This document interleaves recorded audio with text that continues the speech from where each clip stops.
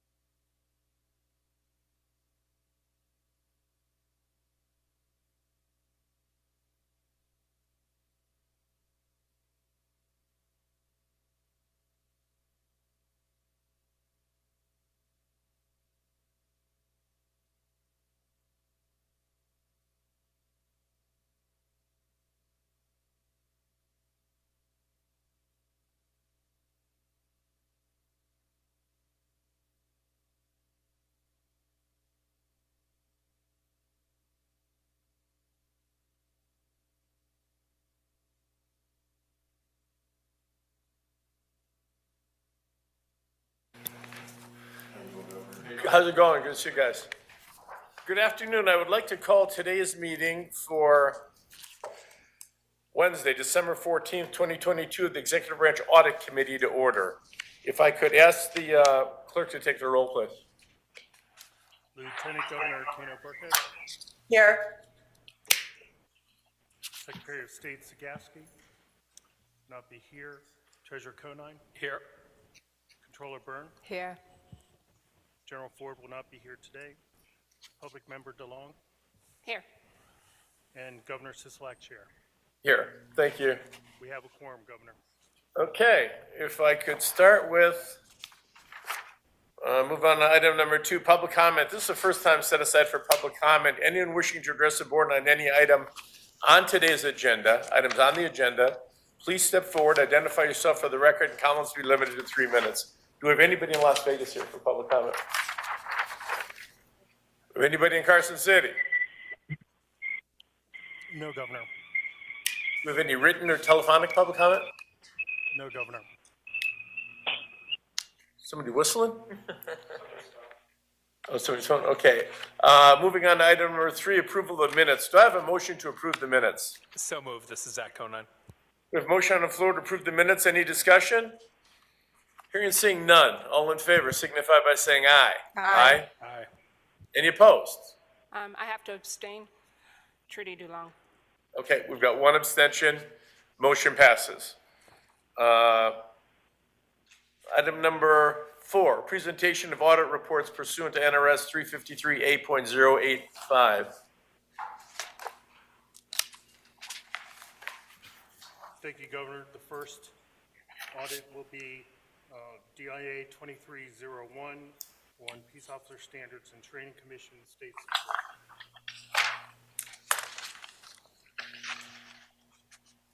Good afternoon, Governor and members of the committee. For the record, Patty Antonucci, Executive Branch Auditor. Representing Post are Executive Director Michael Sherlock and Deputy Director Chris Carter. The audit focused on improving public safety through enhanced peace officer training. The audit found that additional investments in Post will result in better protections for the public. We made 3 recommendations. First, we recommend assessing additional funding options for public protection training. Post has been assigned an increasing training mission without the funding to support the training requirements. Post funding model has been insufficient to provide industry-accepted public protection training since fiscal year 2021. Post relies on a legislatively mandated funding model to provide public protection training consisting primarily of revenue derived from traffic citations issued in Nevada. Revenue has decreased since 2020, while the training requirements have increased. Establishing additional funding options would allow Post to provide training for cadets in continuing education for peace officers. One of the important training gaps we identified is the emergency vehicle operation training. Post can seek funding for an emergency vehicle operation course through the state's capital improvement program. This course was previously approved for construction in the 2007 Capital Improvement Program. The economic instability stemming from the 2008 recession resulted in statewide budget cuts, and the project was postponed. Post is mandated to provide this training, but must use a training facility located 40 miles away from the Post Academy. This facility is not a viable long-term solution because of limited scheduling and related cost. Post could enhance peace officer training with an in-house facility to provide continuing education for local officers and rural law enforcement agencies that do not have access to an emergency vehicle operations center. Legislative training expectations cannot be met under the current mandated funding model.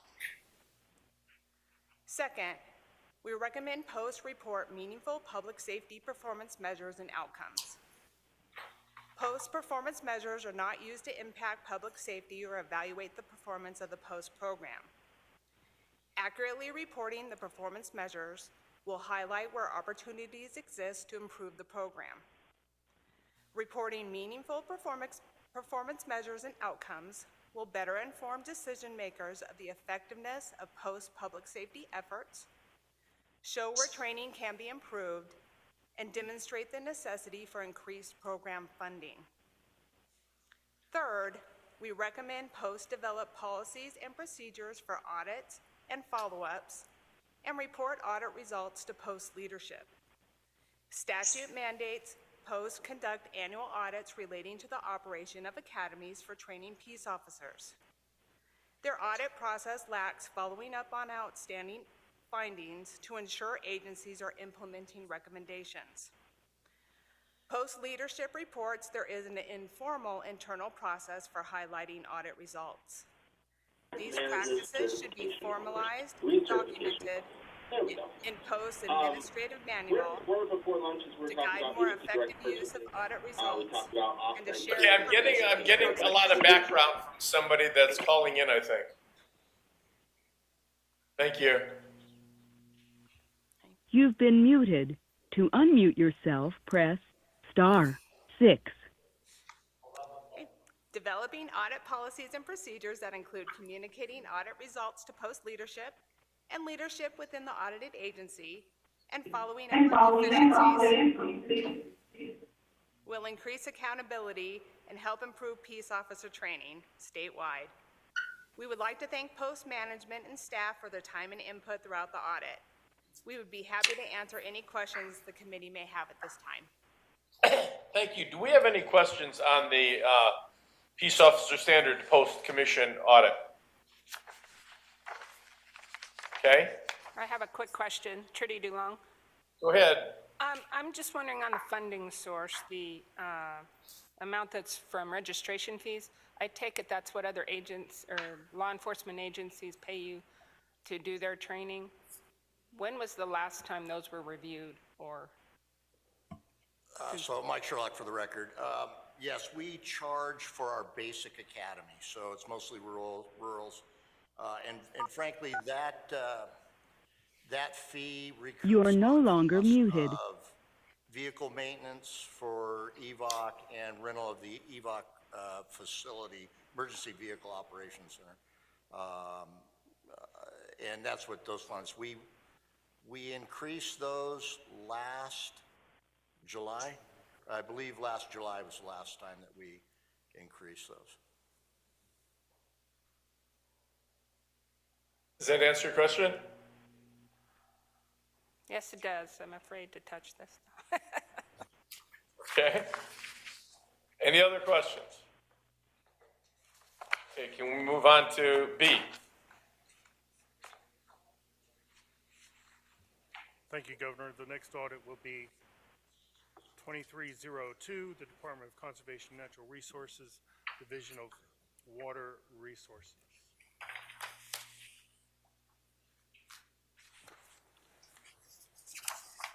Good afternoon, Governor and members of the committee.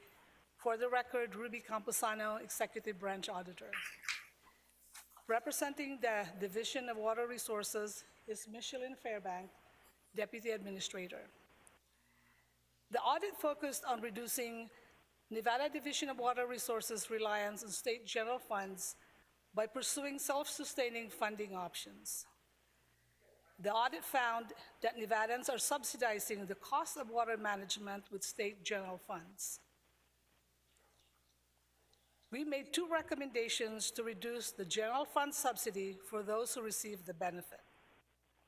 First, we recommend NDWR seek legal analysis of statute to determine allowable charges to water users.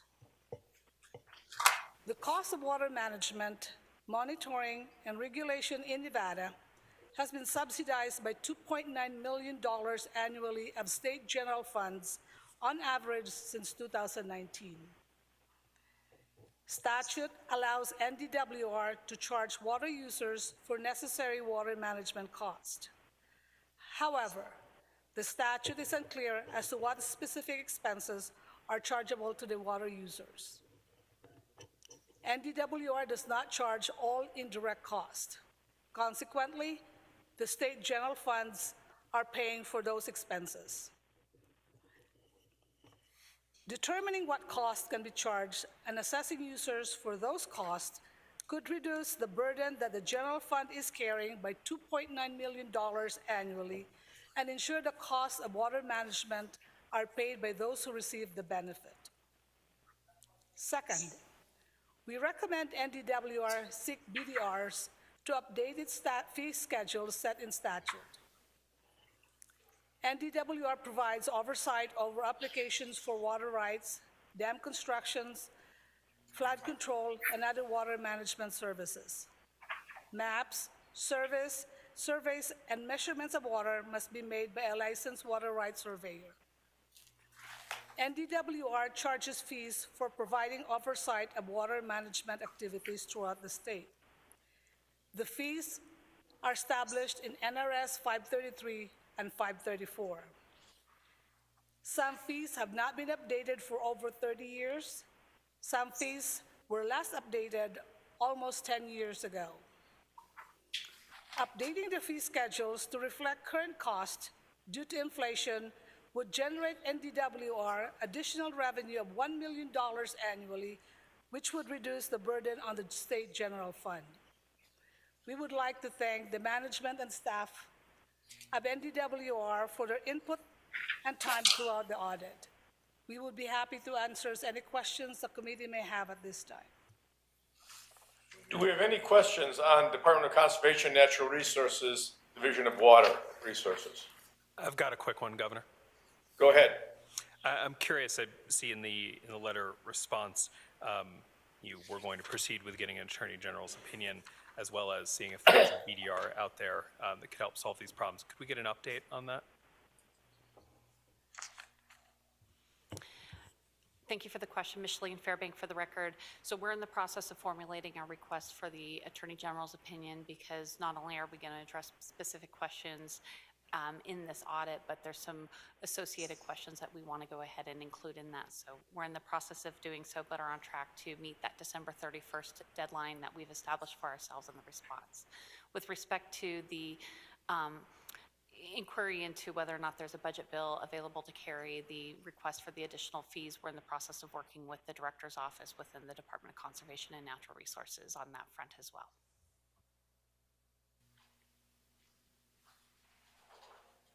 Does that answer the question, Zach?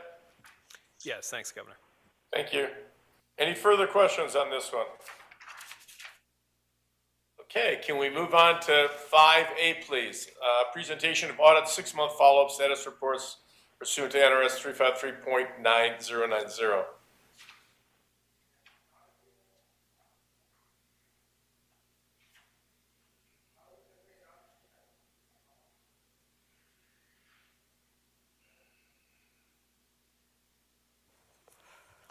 Good afternoon, Governor and committee members. Beatrice Mena-Ortiz, Audit Manager for the record. This is the 6-month follow-up to our Department of Health and Human Services Transportation Services Audit, DIA Report Number 2203. The audit focused on improving and expanding transportation services to provide increased access to food for food insecure households. We identified potential savings of $541 million annually, or 13% of federal fiscal year 2020's $4.1 billion Medicaid payments, resulting from health issues linked to food insecurity. Representing DHHS is Deputy Director Marla McDade-Williams. Both recommendations were partially implemented. DHHS reports having sufficient staff to implement quarterly reviews of the non-emergency medical transportation monthly reports, beginning October 31, 2022. DHHS is working on establishing requirements to expand the scope of work of the current contractor to include a study on the appropriateness of the per member per month rate. DHHS anticipates including the study as a deliverable when the contract for non-emergency medical transportation terminates in June 2025. DHHS reports it has established the Transportation Coordination Work Group with a focus on improving management of transportation services and coordinating with other state and local agencies. The agency also reports the Nevada Governor's Council on Food Security intends to start a pilot program to access more food insecure households based on the expanded food box delivery provided to Jackpot, Nevada. We thank DHHS for their assistance in preparing our report, and the Deputy Director is available to answer any questions you may have. Okay, thank you very much. Do we have any questions on the Department of Health and Human Services Transportation Services audit? Hearing none, okay, we want to move on to the Department Administration Purchasing Division.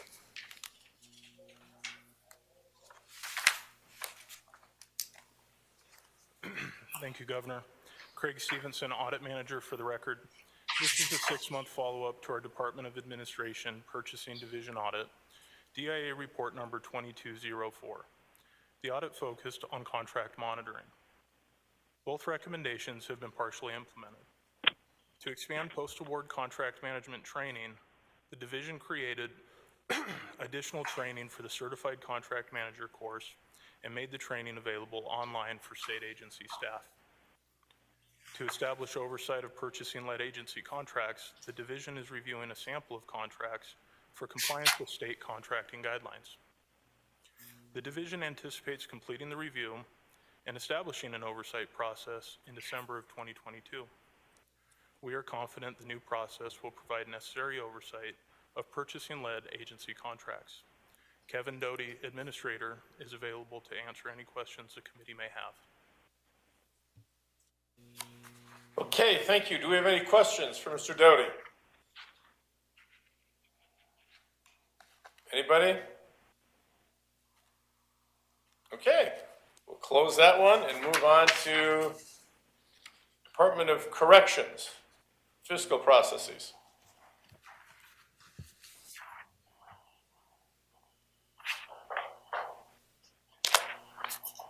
Good afternoon, Governor and committee members. For the record, Brian Wadsworth, Audit Manager. This is the 6th follow-up to our Nevada Department of Corrections DIA Report Number 2205, which is the second audit focused on fiscal processes. Representing NDOC is Acting Director William Gittery, Deputy Director of Support Services Lisa Lucas, and Michelle Ashcroft, Fiscal Chief. NDOC has taken partial action on 2 recommendations and no action on the other 2. In response to Recommendation 3, improve administrative accountability to reduce use of state resources, NDOC reports implementing distribution of monthly overtime reports to the Director and Deputy Directors, completing an analysis on its existing positions to determine which should be eliminated from standby pay eligibility, and implementing new protocols for its vehicle usage, including quarterly audits of logs. It is noted that NDOC should consider evaluating callback versus standby pay for appropriateness, as to not pay for unwarranted standby pay, and being able to track its use of callback pay. Additionally, it is noted that NDOC should consider developing internal policies and procedures for its vehicle logs and audits of vehicle usage, as this will ensure staff are aware of the purpose and expectations of the new protocols for vehicle usage. In November of this year, NDOC announced the closing of the Warm Springs Corrections Center in Carson City. NDOC was quoted in several news articles stating the staff at the closed corrections center would be distributed to other correction centers in the state. NDOC estimates this consolidation of resources would save the state approximately $14 million annually in overtime and operational costs. DIA anticipates this organizational restructuring to alleviate the use of overtime. In response to recommendation 4, improve oversight over weapons purchases, NDOC reports updating its weapons approval process and ordinance manual for weapons purchases. NDOC did not provide a timeline for completing the update to this ordinance manual. NDOC took no action on 2 recommendations. 1, develop offender storefront markup limits and incorporate methodology into legislatively approved regulations. And 2, increase oversight of the prisoner's personal property fund. NDOC reports it is intending to present proposed regulations during the upcoming 82nd session of the Nevada legislature. As of today, NDOC has not submitted bill draft requests for neither recommendation. It is DIA's expectation to have all 4 recommendations implemented by the beginning of fiscal year 2024. We thank NDOC for its assistance in preparing our report. Division leadership is available to answer any questions the committee may have. Okay, thank you very much. Do we have any questions on the NDOC audit?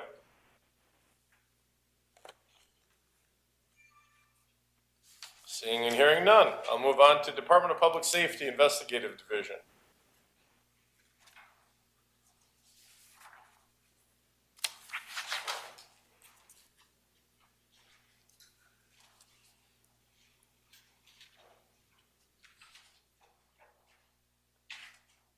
Thank you, Governor and committee members. For the record, Brian Wadsworth, Audit Manager. This is the 6-month follow-up to our Department of Public Safety Investigations Division Audit, DIA Report number 2206, which focused on the task force operations.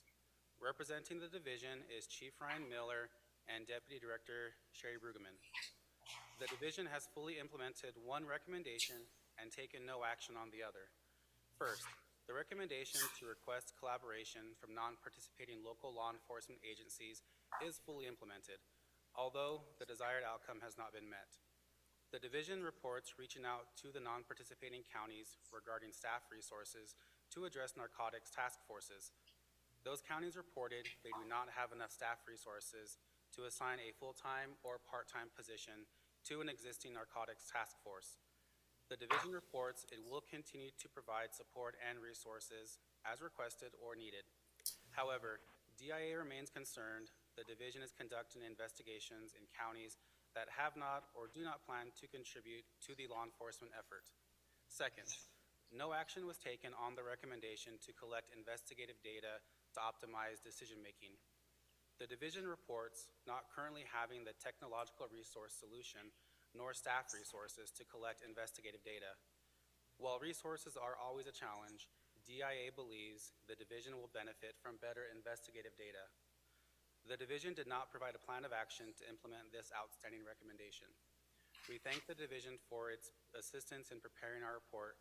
The division is available to answer any questions you may have. Thank you. Do we have somebody from the division there?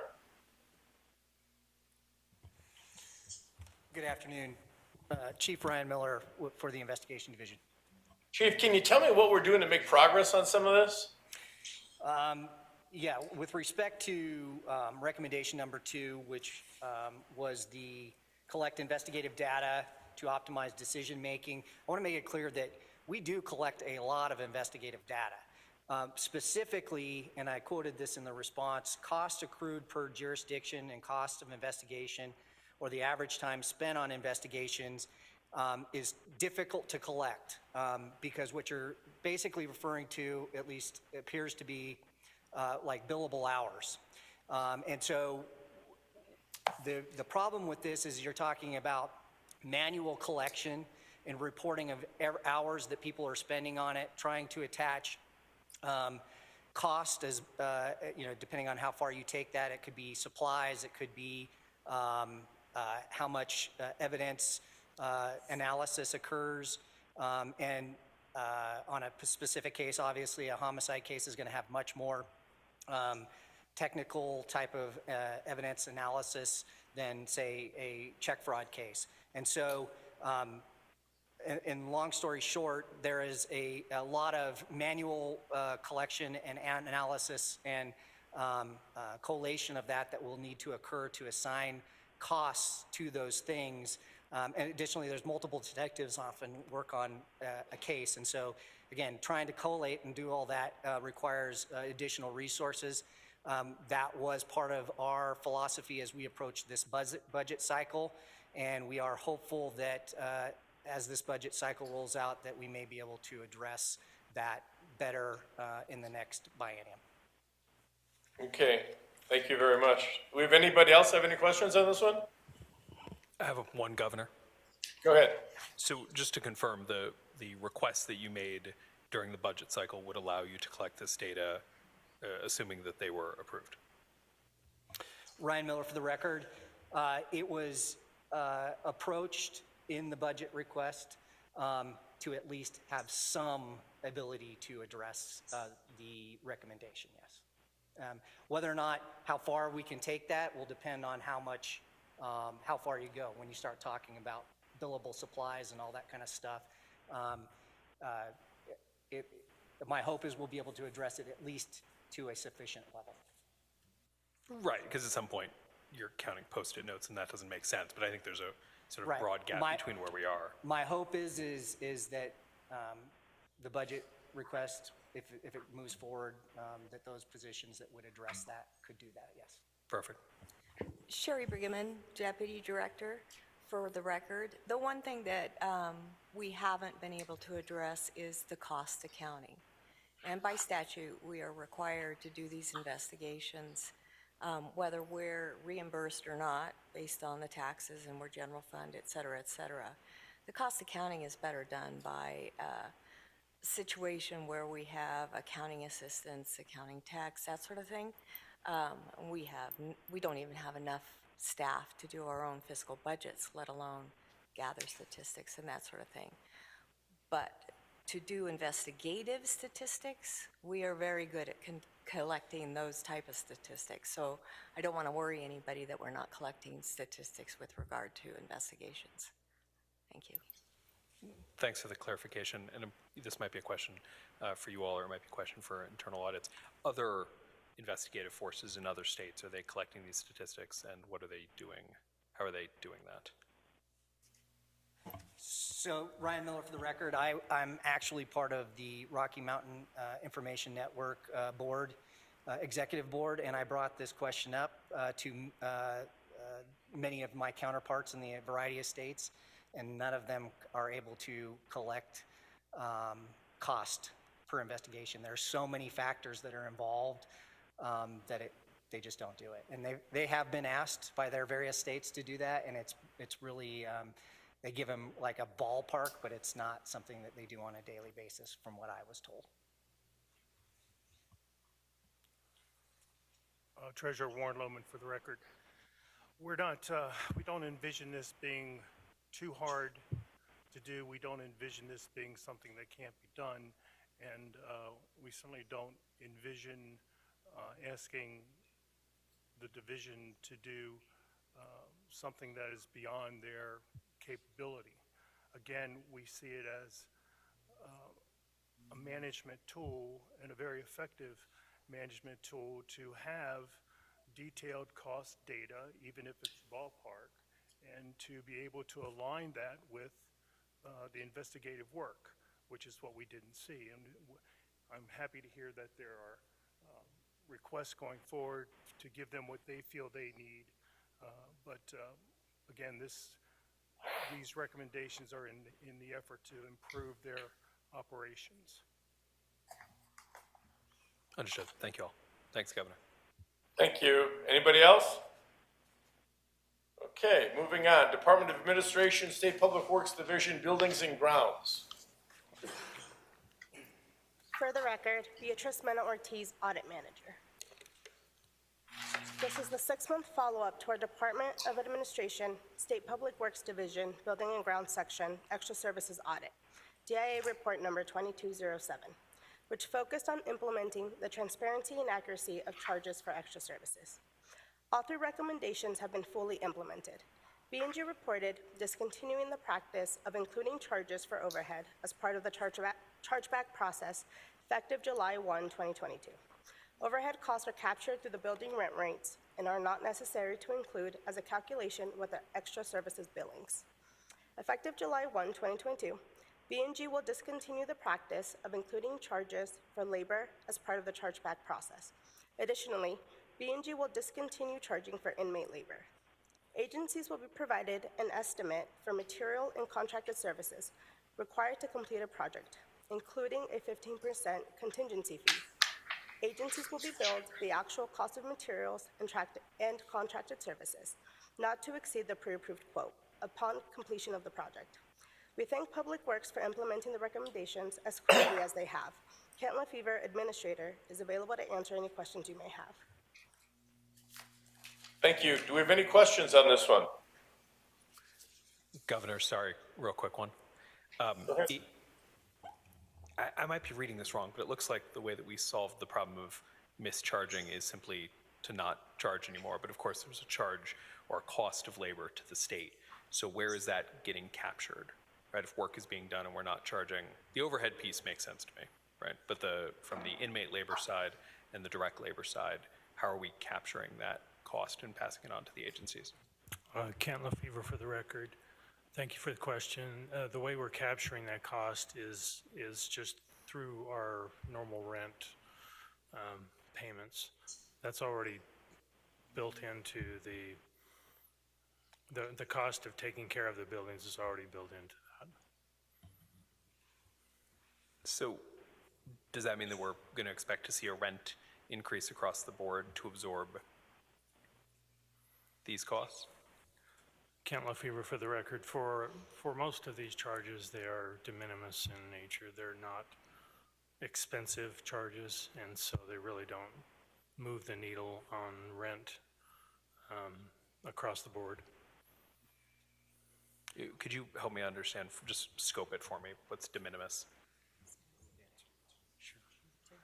I'm going to I know what the word phone a means. friend I'm here wondering for how a what the little number more is. detail. Thank you. Good afternoon, Daniel Marlowe, Administrator for Admin Services Division. We calculate the rent and rates for B&G and other agencies.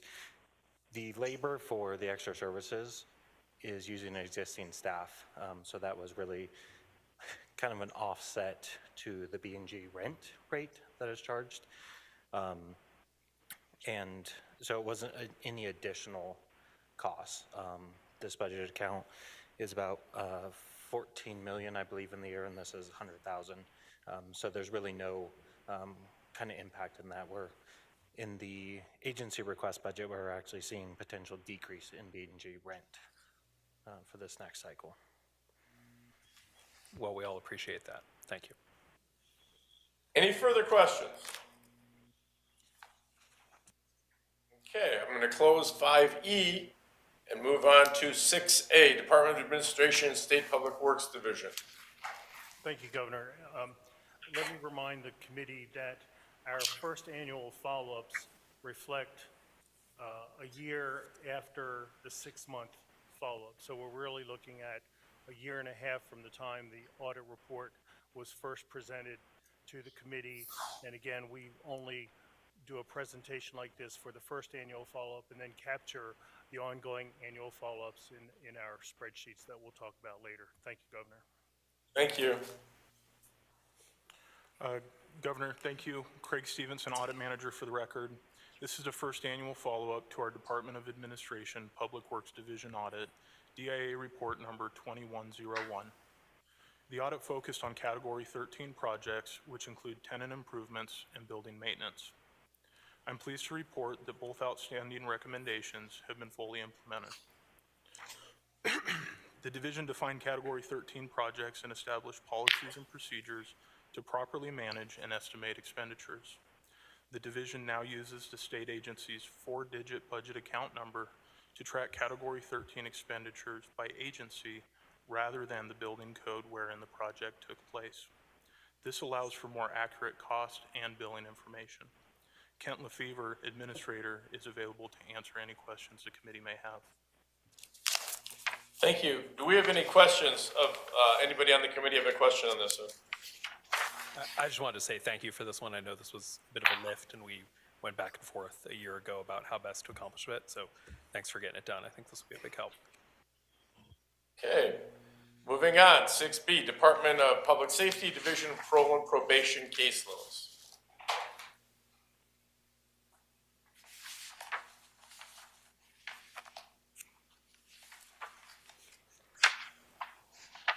Beatrice Mena-Ortiz, Audit Manager for the record.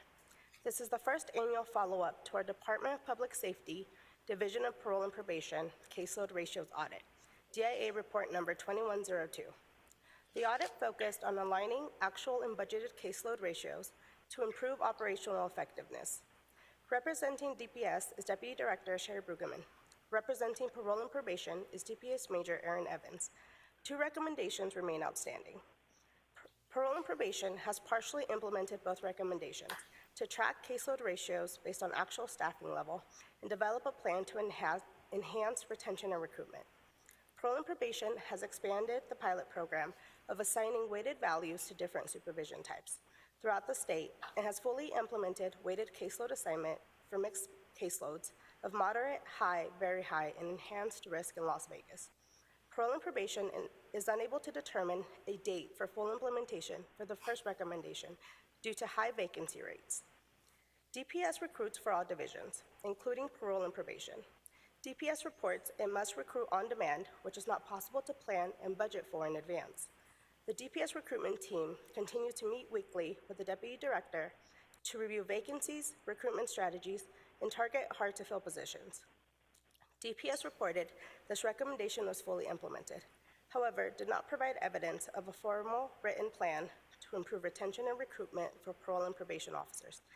DIA noted during the 6-month follow-up, a formal written plan and evidence of implementation will be required to fully implement the second recommendation.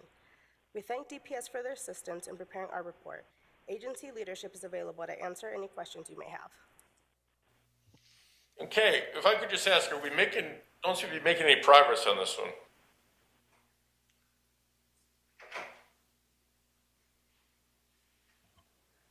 Deputy Director Sherry Brueggemann, for the record. I'm sorry, sir, I couldn't understand what you said. The progress that we're making on this one. With regard to recruiting, I'm sorry to say that we have lost more officers this year than we lost last year, and we have been unable to recruit half of what we've lost so far, although we have recruited more than we recruited last year. Our efforts are well received. We're in the colleges, we're everywhere. However, our middle management has been taken by the local law enforcement, and we just cannot compete with the pay structure. There's nothing further we can do other than to continue what we're doing now. We hope in the near future that that'll be reevaluated, and that'll give us what we need to really go out there and recruit individuals for a life in the Department of Public Safety. Okay, thank you. We have any further questions on this one? Okay, C, Department of Corrections fiscal processes.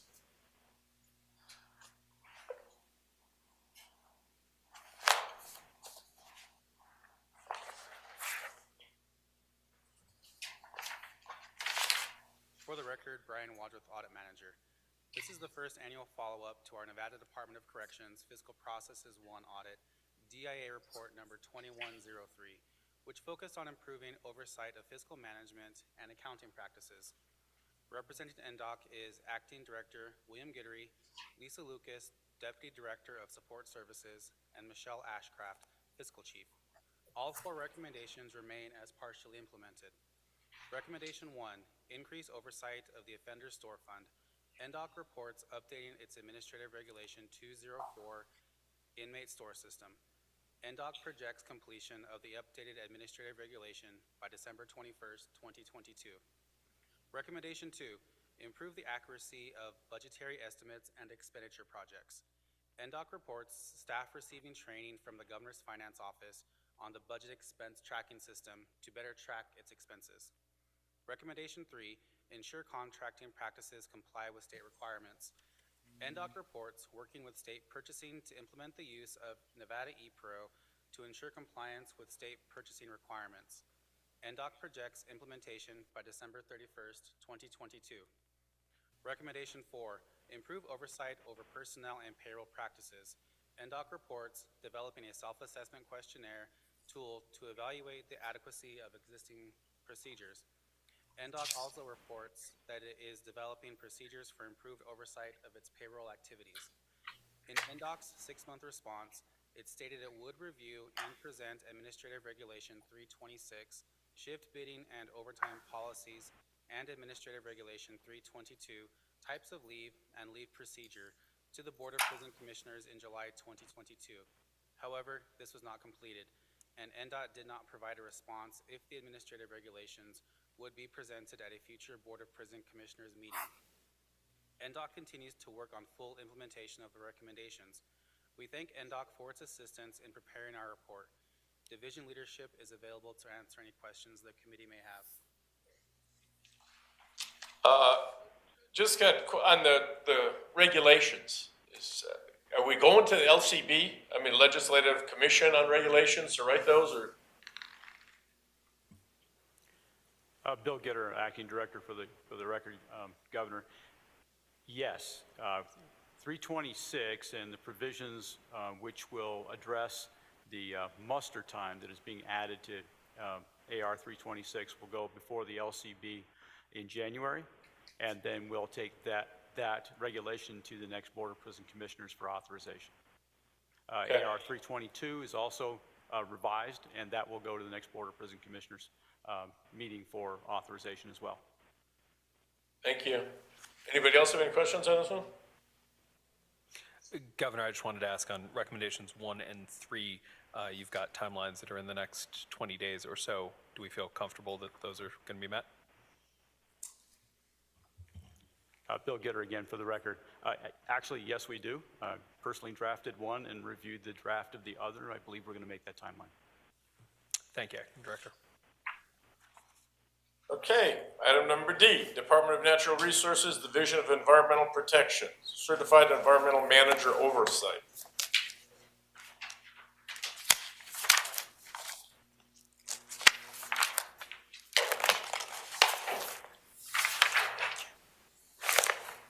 For the record, Brian Wadsworth, Audit Manager. This is the first annual follow-up to our Nevada Department of Environmental Protection Certified Environmental Manager Oversight Audit DIA Report 2104, which focused on having more transparency in petroleum fund cleanup costs for certified environmental managers. Representing NDEP is Jeff Kinder, Deputy Administrator, and Mike Cabell, Executive Secretary for the Petroleum Fund. I am pleased to report that all 4 recommendations are fully implemented. To fully implement recommendations, number 1, reconcile project costs, number 2, establish rates for professional services, and number 4, perform random verification of proof of payment. NDEP has submitted new cost guidelines to reconcile project costs, establish rates for professional services, and perform random verification of proof of payments. The new cost guidelines were approved at the September 8, 2022 Board to Review Claims meeting and were to go into effect on December 8, 2022. For full implementation of recommendation number 3, strengthen certified environmental manager certification requirements, NDEP has submitted a new certified environmental manager certification requirements regulation to the Legislative Commission. The new regulation was approved at the September 27, 2022 Legislative Commission meeting. We thank NDEP for its assistance in preparing our report and its swift actions in implementing all recommendations. Division leadership is available to answer any questions the committee may have. Thank you. Do we have any questions on the Division of Environmental Protection audit? Governor, I just want to say great job in getting this thing done within the timeline that you said you were going to get it done, and really appreciate it. Agreed. Thank you, Zach. Anybody else? Okay. 6E, Governor's Finance Office and Department of Administration Deferred Compensation Program. Thank you, Governor. For the record, Warren Lohman, Administrator. Here representing the Deferred Compensation Program is Rob Bamer. If he has questions, we'll give it to him. As you recall, Governor, this audit grew out of our work on the Board of Pharmacy and our finding that the Board of Pharmacy was the only state entity that both participated in PEB and also provided a match, an employee match. And it was a little odd, and most of it seemed to appear to be to circumvent the statutes limiting compensation to 95% of the governor's salary. The Compensation Board took a look at this. They have a BDR to go forward to the legislature in February to clarify what entities can and cannot offer a deferred compensation match, and if they are an entity that does not participate in PEB and is providing a match, that total compensation package cannot violate statute. If you have any questions on this, Governor, if not. No, I'm good. Anybody have any questions? Okay, nice job. Thanks, Warren. Okay, moving on. Item number 7, status of outstanding audit recommendations. Thank you, Governor. The next few items are the administrative items that we report to the committee during our fall meeting. Tab 7 is a summary of the outstanding recommendations as of the end of the fiscal year, June 30th, 2022. There are several there. Some go back as far as 2016. However, there are appropriate reasons for that, and we don't have any concern. And these agencies are moving, perhaps slowly but steadily, to implementing the recommendations. Great, thank you. Let's move on to the benefits. We got that one, or same thing? Thank you, Governor. Warren Lohman for the record. Tab 8 is a summary of the benefits to Nevadans from implemented recommendations from our past audits. I would refer the committee to page 7 of 7 in FY22. For every dollar invested in the internal audit section, we returned $150 in benefit to the state. Very impressive. Anybody have a question? No, just a comment. As a former auditor, I love to see this. I love these measures. Thank you very much for the detail. Right. Thank you. Approval number 9, approval of division's annual report pursuant to NRS 353.065. Thank you, Governor. This is our annual report for fiscal year 2022, and per statute requires committee approval. Okay, has everybody had a chance to look at it? Do we have a motion on this one? Move to approve. Trudy DeLong. We have a motion for approval. Is there any discussion? Hearing and seeing none. All in favor signify by saying aye. Aye. Any opposed? Motion passes. Thank you. Then let's move on to item number 10, approval of the annual audit plan pursuant to NRS 353.038. Thank you, Governor. Tab 10 is the outline of the audits that we have planned for the upcoming year. Those that you see in red are newly requested audits and will require your approval. We've laid out a plan that as our staff has grown in terms of filling positions, we believe we'll get a little more work done than we've been able to do in the past, as you can see, and it's based on a reporting to the committee 3 times a year. So if the committee would approve, we would appreciate it. Okay, do we have a motion on this one? I move to approve. We have a motion for approval from Lieutenant Governor. Any discussion? Hearing seeing none, all in favor signify by saying aye. Aye. Aye. Any opposed?